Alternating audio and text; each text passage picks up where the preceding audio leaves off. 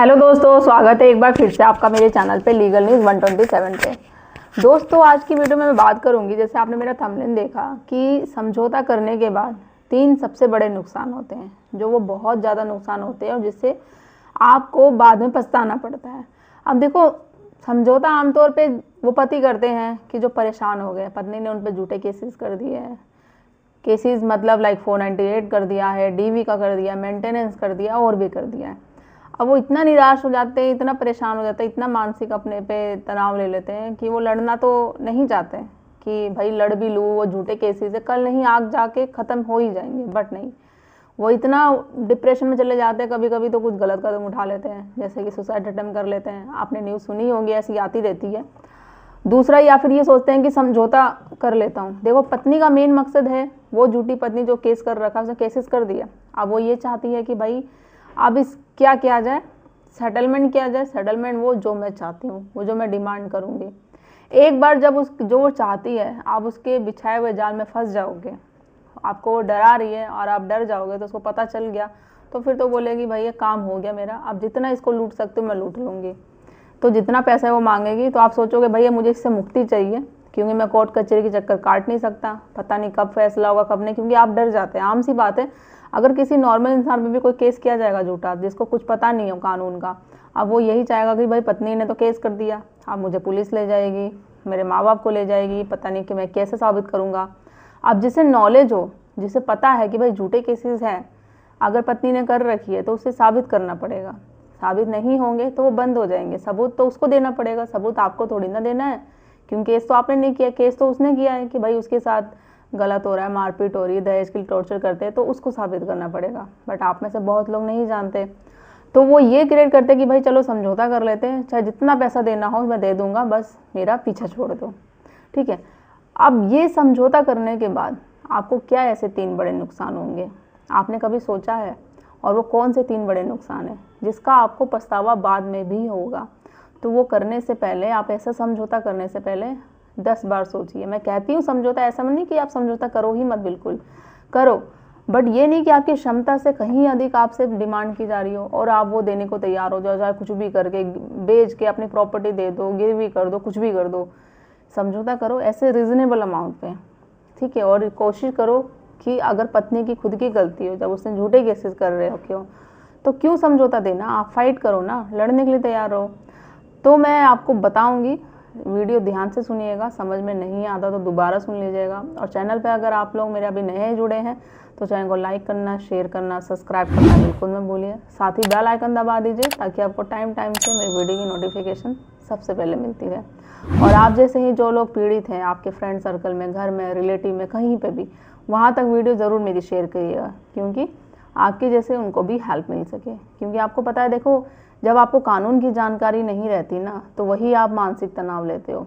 आप केस लड़ने से पहले ही अपने पीछे कदम ले लेते हो, डर जाते हो कि नहीं मैं कैसे लड़ूँ, मैं क्या करूँ, तो आप पहले ही लड़ने से पहले ही हार मान जाते हो। तो जब आपको कानून की जानकारी पता होगी, आपको अपने लीगल राइट्स पता होंगे कि पत्नी के पास ही अधिकार नहीं है, आपके पास भी अधिकार है, आपके पास भी कानून है, क्या कौन सी धारा है, कैसे धारा से आप कैसे पत्नी को हरा सकते हैं, उसके झूठे केस में उसको ही फंसा सकते हैं, या जो झूठे केसेस कर रखे हैं उसको कैसे आप डिसमिस करा सकते हैं। तो इसकी जानकारी होना बहुत ज़रूरी है, जो मैं अपने चैनल के माध्यम से हमेशा आपको देती रहती हूँ। तो अगर आप लोग अभी मेरे नए चैनल पर जुड़े हो ना, तो मेरे चैनल पर जाओ, देखो, आपको बहुत सारी वीडियो मिल जाएगी, ठीक है। तो बात करते हैं कि देखो, पहले समझौता करने से पहले आपको डिसाइड करना पड़ेगा कि मुझे समझौता करना चाहिए या नहीं, क्योंकि हर एक किसी का केस ना अलग अलग होता है, हर एक की सिचुएशन अलग अलग होती है। कुछ तो ऐसा किया जाता है, चलो गुस्से गुस्से में पत्नी चली गई, बाद में वो ये कोशिश करती है कि भाई पति आके मनाए उसको, फिर वो चली जाएगी। बट भाई अब लड़ाई झगड़ा हुआ है, पत्नी छोड़ के गई है, तो उसको भी मान सम्मान जाता है कि भाई अभी शादी हुई, पत्नी लड़ाई झगड़ा करके चली गई, ऐसे ऐसे आरोप लगा के, मेरे माँ बाप को भी उल्टा सीधा बोल के, तो पति भी वहाँ पर भी गुस्सा है। आप वो भी देखो, तो थोड़ी थोड़ी बात है जहाँ वो आपका मैटर है जो थाने में नहीं गया, कोर्ट कचहरी में नहीं गया। तो मैं हमेशा यही बोलती हूँ कि आप अपने मैटर को समझाओ, सुलह समझौता करके आप एक रिश्ते को अपने चांद दो। नहीं तो फिर एक बार अगर केस आपका कोर्ट कचहरी में पहुँच गया, फिर वो दोनों एक दूसरे पर एलिगेशन लगाते रहेंगे। तो ऐसे ना, जो पत्नी सोचती है ना कि मैं पति की ज़िंदगी ख़राब करूँगी या ससुराल वालों की, उससे आपकी भी होती है, दोनों की ही ज़िंदगी ख़राब होती है। और ये सोचो अगर आपके केस में बच्चा है तो उसका फ्यूचर क्या होगा, वो भी कोर्ट कचहरी में काटता रहेगा। अब किसके पास रहेगा, किसी एक पेरेंट्स के पास ही रहेगा। बट बच्चे को तो भैया प्यार दोनों पेरेंट्स का मिलना चाहिए, तो आप बच्चे का भी सोचना चाहिए आपको। ठीक है, अब हम बात करते हैं कि क्या होगा। देखो, अगर आप पत्नी छोड़ के चली गई, उसने केसेस आप पे कर दिए, अब वो मांग रही है डिमांड पैसे कर की कि भाई मुझे पैसा चाहिए। अब ये सोच रहे चाहे कुछ भी हो जाए, चलो मैं दे दूंगा पैसे, बस मुझे इससे मुक्ति चाहिए। अब आपने अपने दिल पे हाथ रख के सच में बोलना, आप पैसे लेने के लिए तो रेडी हो, जो वो मांग रही है वो देने के लिए रेडी हो, तो क्या आप अपने दिल से पूछना, अंतरात्मा से अपने, क्या आप सही में देना चाहते हो पैसे? जो आपने वो पैसे देने के लिए आप चाह रहे हो उसको, तो वो उतनी आपने मेहनत से कमाई है, इतनी मेहनत से आपने अपनी कमाई करी है, और वो उस महिला को देना चाहते हो जिस महिला ने आपकी ज़िंदगी पूरी ख़राब कर दी है, आपका मान सम्मान, आपकी मान को हानि को इतनी ठेस पहुंचाई है, आपके माँ बाप को परेशान किया है, पड़ोस में समाज में पूरी तरीके से आपको बर्बाद करके रख दिया है, और उसको आप पैसे देने के लिए तैयार हो? क्या आपका दिल गवाही देता है कि ऐसा करना चाहते हो? तो इसका आंसर ना ही होगा। फिर भी आप चाहते हो, क्यों? क्योंकि आप लड़ना नहीं चाहते, आप लड़ने से पहले ही हार मान चुके हो, तो इसलिए आप पैसे देने के लिए रेडी हो। तो सबसे बड़ा नुकसान तो यही होगा, जो आप देने के लिए रेडी हो जाते हो पैसे। दूसरा क्या होगा, फॉर एग्जाम्पल जब डिवोर्स हो जाता है, आप बोल देते हो समझौता हो गया, भैया मुझे डिवोर्स दे दे, मैं एलिमनी तेरे को देने को रेडी हूँ जितना तू चाह रहे, बस मुझे डिवोर्स दे, छुट्टी कर, मैं तो अपना दूसरी शादी करूँगा, मूव ऑन करूँगा, आगे दूसरी लाइफ स्टार्ट करूँगा। तो क्या आप श्योर हो जब आपकी दूसरी शादी होगी दूसरी पत्नी ऐसा नहीं करेगी? बहुत रियर चांस होता है कि आपकी दूसरी शादी आप लोगों की सक्सेसफुल हो। और डिवोर्स लेने के बाद एक आप पे एक जो टैग लग जाता है ना कि डिवोर्सी है, दूसरा है, इसकी पहली शादी हो रखी है, या पहली शादी हो रखी है दूसरी पत्नी है, ये तो पहली को खुश नहीं रख पाया। अब आपको सच तो किसी को नहीं पता है कि भाई आखिर गलती तो आपकी पत्नी की थी, आपकी नहीं थी, बट आप पे क्वेश्चन मार्क आएगा ना कि ये चीज़ें हैं। और दूसरा है डिवोर्स, ये टैग तो हमेशा ही रहेगा। अब आप सोच लोगे चलो दूसरी शादी कर लेता हूँ, हो जाएगी, बट क्या पता भाई वो भी ना हो सक्सेसफुल, उस पत्नी को भी पता चल जाए वो भी ऐसी हो, और उसको भी पता चले भाई पहली पत्नी ने तो ऐसा ऐसा किया, अपनी डिमांड पूरी करी, चलो मैं भी ऐसे ही कर देती हूँ। फिर से पैसा दोगे आप, कहाँ से लाओगे आखिर आप पैसा? इतने बड़े तो रईस हो नहीं आप कि पैसा शादी करो फिर पैसा दो और फिर दूसरी शादी करो तीसरी शादी करो।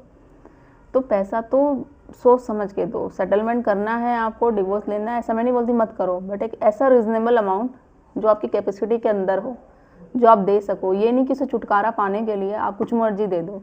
और सबसे बड़ी कोशिश आप यही करो कि आप पहले लड़ना सीखो। क्या होगा, मुकदमा चला रखा है ना, मुकदमे ज़्यादा से ज़्यादा 2 साल 3 साल 10 साल चल जाएंगे, चलो मान लिया, कुछ बिगड़ तो रहा नहीं है आपका, वो झूठे केसेस है। अगर आपके पास सबूत है, पता है आपको, तो कोर्ट में पेश करो, जल्दी डिसमिस हो जाएगा केस। और पहले बात तो प्रेशर पत्नी पे रहेगा ना, उसको साबित करना पड़ेगा, सबूत देना पड़ेगा, नहीं कर पाएगी वो वैसे ही हो जाएगा। और झूठे केस खत्म करने के लिए तो इतने सारे ऑप्शन होते हैं जो मैं हमेशा बताती हूँ, हाई कोर्ट जाओ, सुप्रीम कोर्ट, क्वेश्चन कर दो, सबूत दे दो, वैसे ही खत्म हो जाएंगे। और लड़ो ही मत, बोलो भैया ये झूठा केसेस है तो मैं लड़ूँ क्यों। जैसे अभी मैंने अभी डीवी पे आपको बताया था, अभी कल परसों में वीडियो बनाई थी, आप अगर आप लोगों ने नहीं देखी है तो आप मेरे चैनल पे जाओ, वो वीडियो देखो, तो वो चीज़ें हैं, ठीक है। और सबसे बड़ा जो नुकसान होता है समझौता करने के बाद, समझो कि आपने अपनी पत्नी को उसकी मुँह मांगी रकम दे दी, आपने डिवोर्स दे दिया, एलिमनी दे दी, अच्छी सी रकम, अब आप ये सोच रहे हैं कि मैं फ्री हो गया, आज़ाद हो गया, ठीक है। आज़ाद आप नहीं हुए, आज़ाद आपने अपनी पत्नी को किया है, क्योंकि आपने जो अपनी मेहनत की कमाई, इतने सालों की कमाई उसको दे दी है। अब आपका दूसरा शादी तो ज़रूरी नहीं सक्सेसफुल हो, अब आपके पैसे से वो लेके अपना घर बसाएगी। आपका घर बसे ना बसे कोई फ़र्क नहीं, आपके पैसे से ही शादी करेगी, ऐश करेगी, बाहर घूमेगी, सब कुछ करेगी, क्योंकि आपने उसको फ्रीडम दे दी है, आपने उसको आज़ाद कर दिया है, और वो अपने पैसे से ही आपने उसको आज़ाद किया है।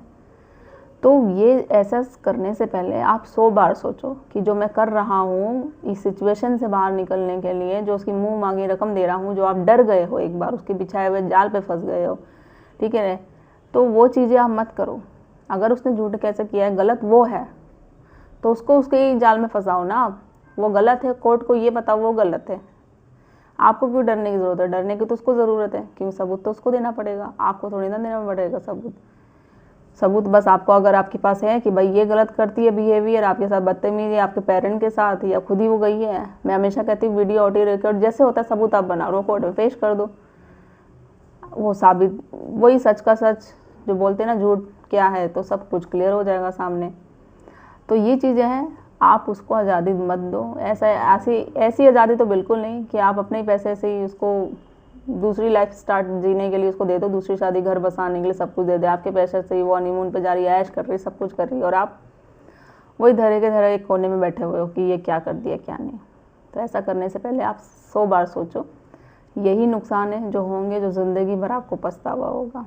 ठीक है, तो समझौता करो। आपकी वाइफ है, आप अच्छे से बेटर जानते हो, तो ऐसा करो जिससे आपको कभी नुकसान ना हो।